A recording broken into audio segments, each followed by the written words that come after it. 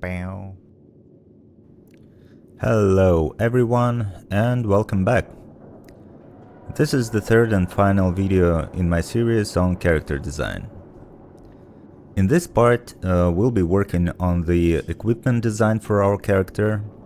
We'll also polish the research sketches we created back in the first video. At this stage we already know our character very well. We've done a lot of groundwork. We have sketches that capture his personality, a finalized character list with the finished design, and we understand both the color palette and the overall style. So now, when we move on to designing extra elements, like equipment, which in this project is mostly cosmetic add-ons or bonus skins, it's much easier to shape them so that they visually fit and interact well with the character. When I work on these kinds of elements, I usually follow a few unwritten rules. First, I always keep the character in front of me while sketching the equipment.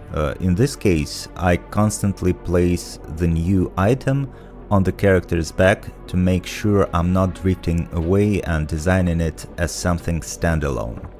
The goal is to avoid crafting a cool object that doesn't actually integrate with the character. I also rely on references as starting points. For this project I already had the idea of including a coffee machine, one of those absurd, funny touches. But since he's also a hitman, I need to balance it with something that supported the combat aspect. So I started researching ammo cases. Now, in this project, the focus isn't on strict functionality. It's more about striking a balance between plausibility and the coolness factor. The tone of the project has a bit of casual exaggeration. It's not about gritty realism. That means I don't have to engineer every detail with military precision.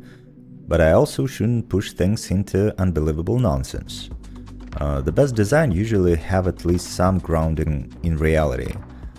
If the audience can subconsciously recognize familiar real-world elements, the design feels more authentic and engaging. So, when I find a good reference, I'll sketch it directly on the canvas, then gradually evolve it. For example, here I sketched an ammo case from a reference, but adapted it with a more interesting color palette and some accent colors. Then I elongated the shape to match the height of the coffee machine, since I wanted them to work together. At first I thought about combining them into some kind of a high-tech hybrid, but that would have been over-designed for this project. Instead, I realized it would be much funnier and more fitting to just strap the ammo cases and the coffee machine together with a military belt or a rope. This crude, almost absurd solution gave the object a layered, overlapping structure, added interesting silhouette complexity, and gave it a handmade, improvised feel that matched the tone of the project better. As soon as I settled on that, I abandoned my earlier idea of putting two rifles alongside the coffee machine. In the game context, that setup would raise questions. If the character already holds rifles, and then has more rifles attached to the coffee machine on his back, suddenly it looks like he has 4 rifles. That's confusing and breaks immersion. It's much cleaner to keep the coffee machine purely decorative. A funny cosmetic add-on, rather than something that feels like actual weapon storage, because hardly any interaction with the backpack would be realized in the game. So I locked in the design, a coffee machine plus 2 ammo cases. And when refining it, I made sure to sketch both elements separately as clean modules. That way, if this ever goes into production and someone has to model it, they'll have clear references without straps or bullets obscuring details. After that, I drew the final integrated version on the character's back to show how it should look in-game. And I want to make an extra emphasis on how important it is to make your design and presentation informative. That might separate a professional, thoughtful delivery of a concept and a rookie one. You want to always keep in mind that in case of a task like this, you're not only working on a flashy, impactful vision, but also you have to deliver a clear blueprint for the next colleague in the chain to pick it up from here. You want to observe your work somewhat critically, asking yourself if the presented elements are readable enough, are there enough callouts and projections for a 3D artist to understand the objects in their entirety? Would you be able to model or sculpt the object yourself following your own concept? That aspect of presentation immediately shows if you had previous experience of working in a team environment, highlighting your awareness of the eventual purpose of your work. The next layer I think about is dynamics. I like adding hanging elements, straps, cables, dangling parts, because they make the silhouette more interesting, and importantly, they can later be given physics in the engine. Little animated pieces that swing while the character moves add weight, realism, and visual interest. Knowing what the engine can handle and what kind of rigging options are available helps me design with these details in mind. Originally, I considered making several different equipment variants, but in the end I realized I'd already produced enough extra sketches and exploratory concepts. One well-developed equipment piece felt like the right stopping point.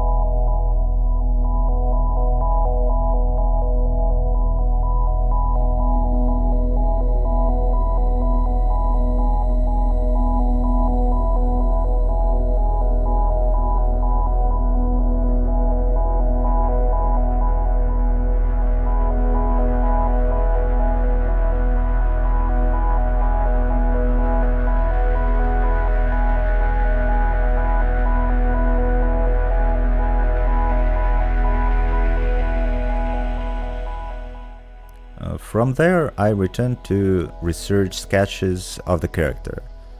Using the pipeline I established in the previous video, I cleaned them up in a style somewhere between polished render and rough sketch. I filled in local colors based on the established palette, refined the line art, added a pass of shadows, and finally dropped in a few color accents and highlights to suggest material qualities without over-rendering. This stylized approach kept things consistent with the earlier work.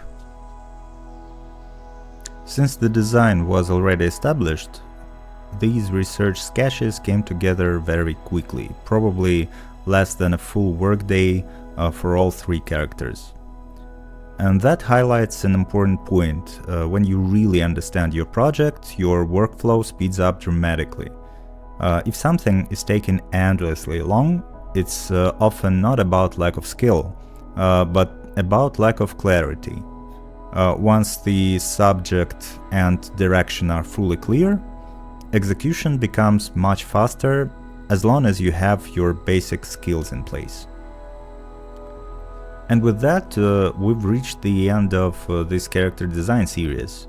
Across these 3 videos, I tried to cover my approach in as much detail as possible within this format.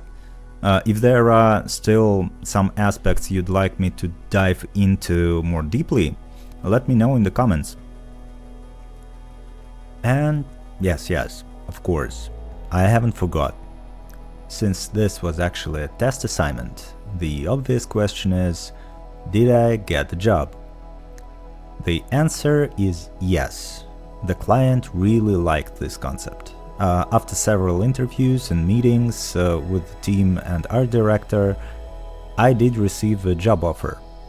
But surprise, surprise, I turned it down.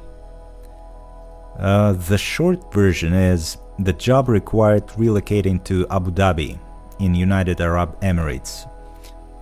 It's not a new experience for me. I had already lived and worked there for about 2 years. But this was exactly the reason why I hesitated.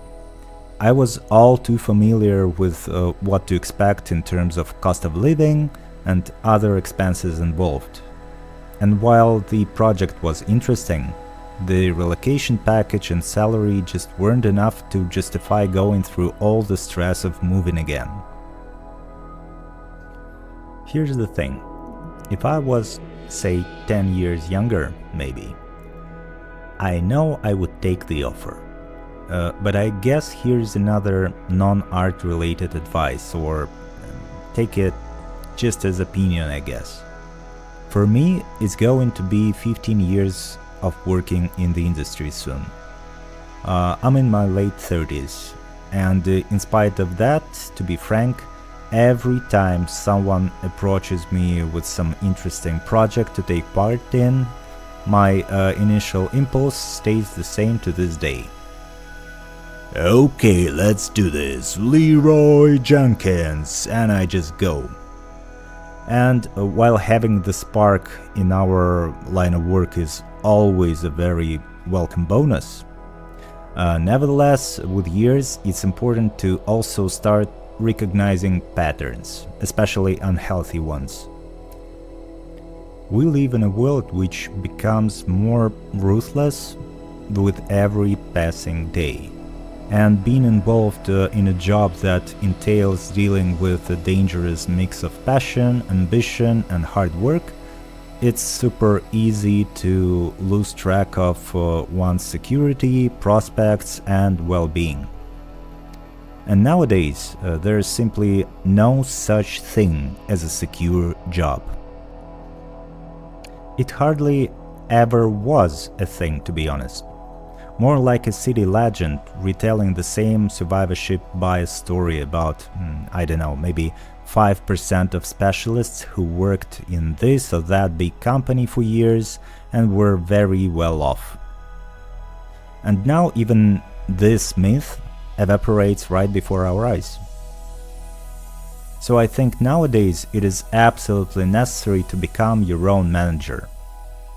To develop a critical thinking, that would help you to avoid sacrificing your prospective well-being and security in the name of creative ambitions, however tempting they might be.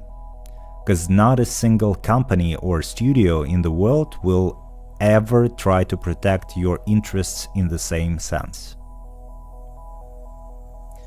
There's definitely a time and place for intense hustle. It's something every professional runs into at some point in their career.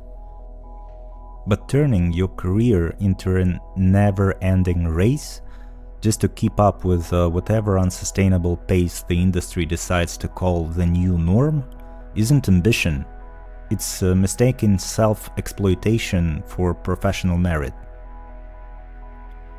And make no mistake, saying the root of the problem lies in toxic business practices is just oversimplifying it. There's no faceless evil industry plotting to suck creatives dry and toss them into misery. Every business, every company, every studio is made up of people who are simply trying to make sure profits exceed expenses. That's it.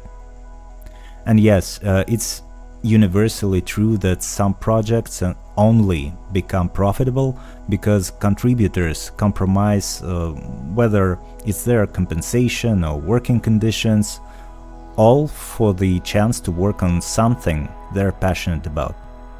But don't confuse passion with payment. You can't pay your bills with good feels. No one will ever compensate you for your passion. Passion is just the lubricant that makes your creative gears spin a little smoother. It won't make your rent cheaper. It won't put food on your table. And living paycheck to paycheck will, without a doubt, eventually crush that passion, believe me. And the worst part is this, the longer you tolerate and compromise, the more you help normalize the problem until it feels universal. I'm not saying artists and passionate creatives are to blame for the state of the industry. Our collective negligence is just one small facet of a much larger systemic crisis happening in the job market worldwide. But if this little rant makes you pause and reflect for a moment, that's already something. And no, I'm not bitter about having nothing to show for it after investing time on this task assignment and doing all this stuff. This isn't this kind of rant. What I'm trying to do is just point out a blind spot that held back my career for years. Every time I got an offer for a project I found interesting, my mindset was always just get through it, no matter the cost. And I never stopped to ask, wait, am I actually okay with being paid this little? I think it's just incredibly easy over time to slip into this belief that the job market is only one-way street, where companies always get to choose and you never do. If you're chosen, you feel you have to prove yourself. If you fail, you're not good enough yet. If you succeed, it just feels like it's some kind of a privilege, like, welcome to the show. It took me a long time to realize that actually you get to choose too. Sometimes everything can align perfectly, but other times the truth is simple. They just can't afford you. And that's completely fine. In my case, we negotiated, explored some options, and finally concluded I was just too expensive for the role. We thanked each other for the time and moved on. If any of these thoughts resonated with you, share your opinion in the comments, and thank you for watching. See you in the next one.